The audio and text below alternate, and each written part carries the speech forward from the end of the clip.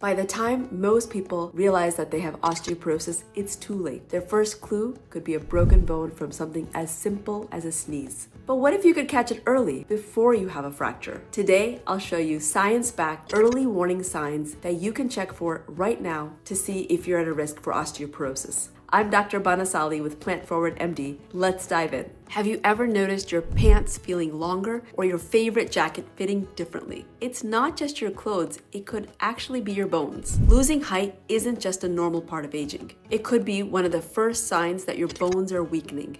And for some people, like my patient Mary, it was the first sign that something could be wrong. Mary, a 45-year-old school teacher, was sent to me for suspicion of osteoporosis. But when she got to me, she said, "I don't have any pain anywhere. I don't really understand why I'm even in your office." But she had had 3 fractures in the last year on her feet. And all she did was step off the curb and crack. She had a fracture. That's not normal. And so her primary doctor sent her over to see if there's a different cause for these fractures. But she brought up a really good point. And something I often hear is that people tell me, well, if I tell somebody that they have osteoporosis, they're like, well, that explains the hip pain that I've been having or the back pain that I've been having. But actually, you don't have pain from osteoporosis until you break something. So the whole point is to avoid that. But clue number 1 in Mary's case that she admitted to is that she had lost about an inch of height in the last couple years. And for her, that was a big deal because she was barely over 5 feet and she really liked that and she was not happy to be kind of on the border again. So height loss is something that we are concerned with. You are allowed to lose some height as you age, but if you're losing over about an inch and a half, then it is something to be concerned about and you should check in to see if there is a different cause for that. Because as you get older, posture does change. You can lose a little bit of disc height, and so that can cause a little bit of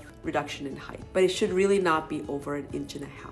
So if you think that you're shrinking and that you've lost too much height, check with your doctor to see if you can get a bone density scan. A DEXA scan, it's not often covered by insurance if you're less than menopausal age. However, it's fairly reasonable out-of-pocket expense compared to some of the other imaging that's done, so you could get it done. One thing I would caution against though is don't try to get it done every 6 months because bone density does not improve so quickly. So year to every 2 years is reasonable, but maybe not too much before that. Number 2 thing to be concerned with, a weakened grip strength. Yes, just gripping. So weakened grip strength can predict factors. It's not a direct association. So if you're weak, that means all the bones are weak and therefore you're gonna break. No, it's more of an association because a weakened grip strength could indicate that your muscles overall are weak. They're not supporting your bones appropriately and therefore you're at a higher risk of fracture. Now, I have to admit that I was definitely the person to come to in my 20s when anybody needed a jar opened. I was very good at it. And I can't say I'm as good at it now, but I can still open most of them. I'm just not that superstar when it comes to opening jars. An easy test to do would be to grab a squeezy ball, right, a stress ball, and see, when you're squeezing it, is your grip strength different than it used to be?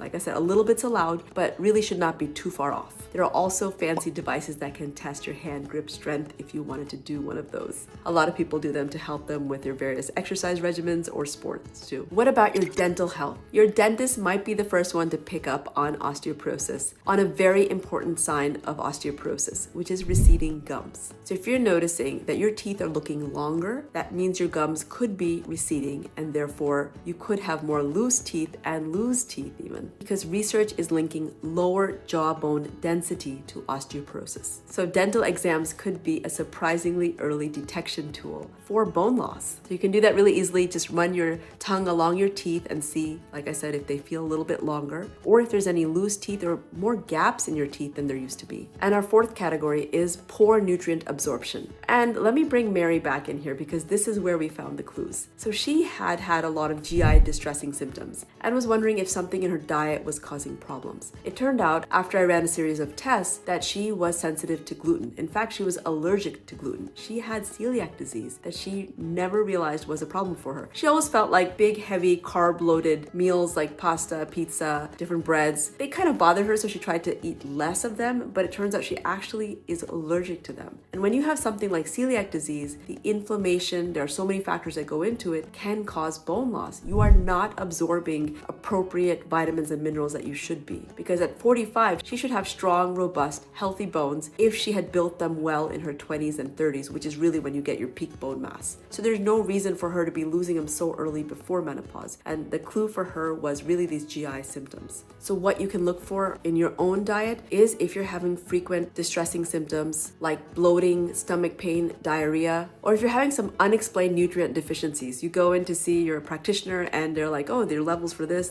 and this are always low, despite the fact that you're following a healthy diet. And if you have something like dairy intolerance, right, you can't handle milk, cheese, it could be that you have other intolerances as well. So it's worth looking at this. Now, there are other conditions that can also cause some disruption in nutrients absorption. For example, when you have an overactive thyroid, that can also cause deficiencies. When you have rheumatoid arthritis or you're taking a lot of steroids. So rheumatoid arthritis or any inflammatory condition, the inflammation itself can keep your vitamins and minerals from being properly absorbed. But then also if you're taking medications like steroids, prednisone, they can also weaken your bones.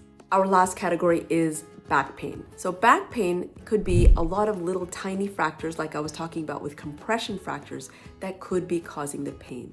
So yes, it could be muscle aches, it could be disc issues, but don't discount osteoporosis, vertebral compression fractures as the cause of back pain. Because like I said, if you get to them early enough, you could get procedures done to kind of help reduce that pain and still keep you from losing too much height. So women over the age of 50 and men over the age of 70 are a higher risk category. But also don't forget a family history. If one of your parents has had a hip fracture, that is actually a risk factor for you developing a fracture as well. And for checking and kind of being on top of your bone density and making sure that's not a contribution to any kind of aches and pains in your body. Because one very scary fact is that hip fractures can increase your rate of death. In fact, it's about 20% of people who have had a hip fracture will die in that 1 year. And it's not because our orthopedic surgeons are not good at fixing those hips, because they are. It's all of the other factors that come along with it. All of the bone loss, the muscle loss, those things that impact you when you're lying in a bed and not able to move. So look for these early signs of bone loss because there are things that you can do to improve the outcome and to reverse your bone loss, especially if it's early. Becoming very active, doing weight-bearing exercises, looking for nutrient deficiencies to see if that's something you can impact. If you're taking medications that are causing bone loss, you may want to find out if there is a way to stop that bone loss or take something else to counteract that.